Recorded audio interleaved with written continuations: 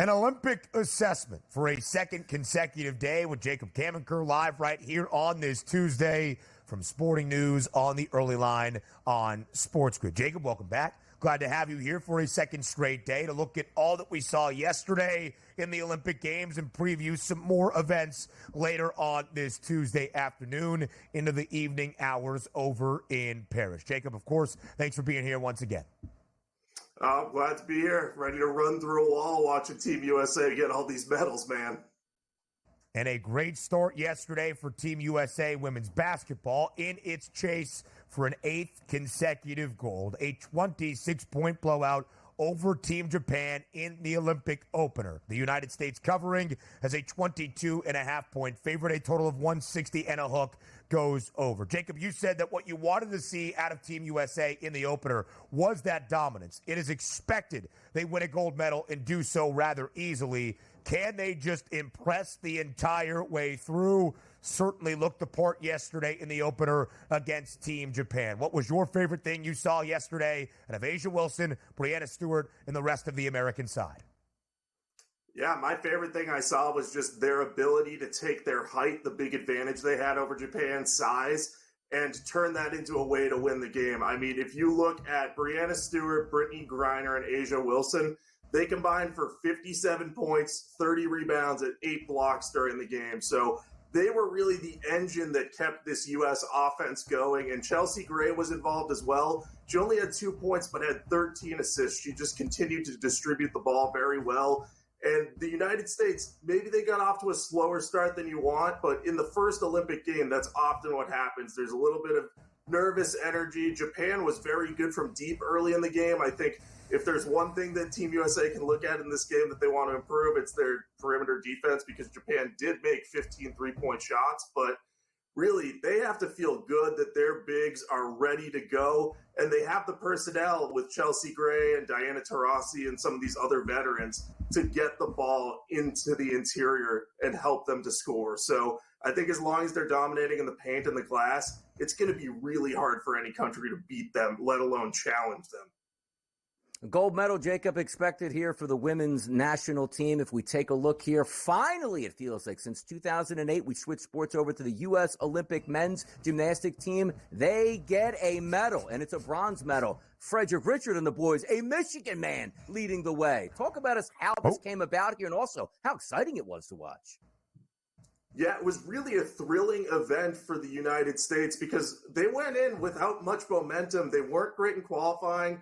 They had some uncharacteristic slips. Brody Malone, who was the star of their team, was not good in qualifying. He didn't even qualify for the all-around, which was surprising. But almost every player on Team USA was near perfect yesterday. You mentioned Frederick Richard. He was great. Brody Malone had some fantastic routines. Paul Judah just came through every single event that he was on, felt like he was performing well.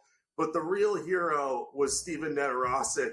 I mean, the decision to put him on the roster was viewed as kind of maybe not controversial, but some people were saying, do you really just want a single event specialist when we have 6 events that we have to worry about? Well, given how good Nedoroscik is on that pommel horse, it made sense to keep him on. And his ability to come off of that bench with 3 hours basically on the sideline and just put together a near perfect performance there to guarantee the U.S. bronze medal, it was fantastic. And they just looked crisp throughout their routines. You could tell the energy that was flowing through their bench was just very high, and they felt very confident. So I think it was surprising to see them do so well after a middling qualifying round. But it just goes to show you, in gymnastics, when you have your best day, you can beat just about anyone. And they came pretty close to getting that silver medal, but getting the bronze is going to feel great after a 16-year medal drought. First medal since 2008 for USA men's gymnastics. Everybody as a part of the United States team getting Stephen Nedoroscik to the finish line. And then he bursted right through, delivering on the pommel horse for Stephen Nedoroscik yesterday. What a moment it was over in Paris. If you haven't seen the clip, I highly recommend. You get chills. You can feel the electricity. Will the American men on the pitch for U.S. men's soccer deliver today? Final game of group play action against Guinea. Now, the United States, a hefty favorite, minus 220 in the match money line. Jacob, would you categorize this match against Guinea as a must-win for the Americans to advance?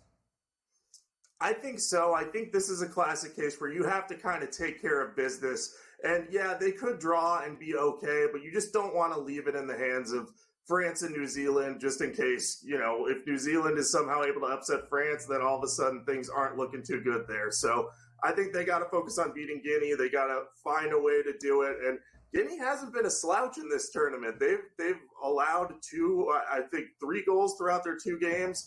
They've scored twice, so 2 one-goal losses. So they're going to be able to keep this closer than people might realize. Their defense has been pretty solid.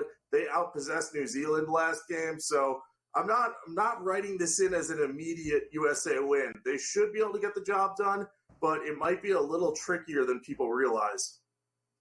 Jacob, if we take a look at the odds here at the FanDuel Sportsbook here to win the men's Olympic soccer championship here and grab the gold, France is a plus 150 price, Spain plus 220, Argentina 6-1, and Team USA at a 29-1 price. So if we take a look at not necessarily winning the gold, is there a realistic chance that Team USA can advance and possibly even medal in this Olympic round?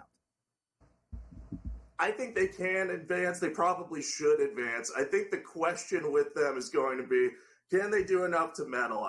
They have some good young talent. I like Gianluca Busio a lot, and Walker Zimmerman is a steadying presence for them. But anytime you get an under-23 team, even with those 3 overage players on the roster, it gets tricky to project out exactly what they can do. If they get hot at the right time and they all sort of gel and come together, they could go on a little bit of a run. But I think some of these other countries like France and Spain, they have these development programs that more readily get these players available to play and just have them in sharper form. So I think the United States team is still probably coming together a little bit from that perspective. Yeah. So I think getting up to the top tier might be difficult. But like I said, if they get hot, it's possible. You see that 29-1 price on the United States in the men's soccer tournament. The Americans, the favorites, though, in the women's soccer tournament, ever so slightly, plus 165, 10 cents in front of Spain, a plus 175 number on the Spanish side. Jacob, elsewhere on this Tuesday, over in France, what are you looking forward to the most at the Paris Olympic Games? Yeah, I think based off the excitement we had around men's gymnastics yesterday, I'm very excited to see the Team USA women take the stage. Simone Biles, last time she was in the Olympics, it was the team competition that she had to bow out of when she got that case of the twisties. So I'm thinking that she's going to be really ready to dominate today. And we have the lineups for Team USA for that. And it seems like they're going to use Simone Biles, Jordan Childs, and Suni Lee in all but one event. That will be Jade Carey replacing Lee on the vault. So I'm excited to see what they can do. They were dominant in qualifying. They won by about 6 points in that. So they really should win the gold medal. But gymnastics is such a tough sport where you make one small mistake and the margins get tighter. So I just want to see Team USA go out, dominate, do what they're supposed to do. And it's going to feel like a nice redemption story after they ended up with silver last year despite being favored. Yeah, Simone Biles, the legend, the greatest to do it. Can she lead the Americans back atop the podium? The odds makers expecting it. Team USA minus 1,100 to win the team all-around gold medal. Jacob Camenker from Sporting News. We appreciate the time as always. Thanks for being here this week on the Early Line. Yep, thanks for having me, guys. Take care.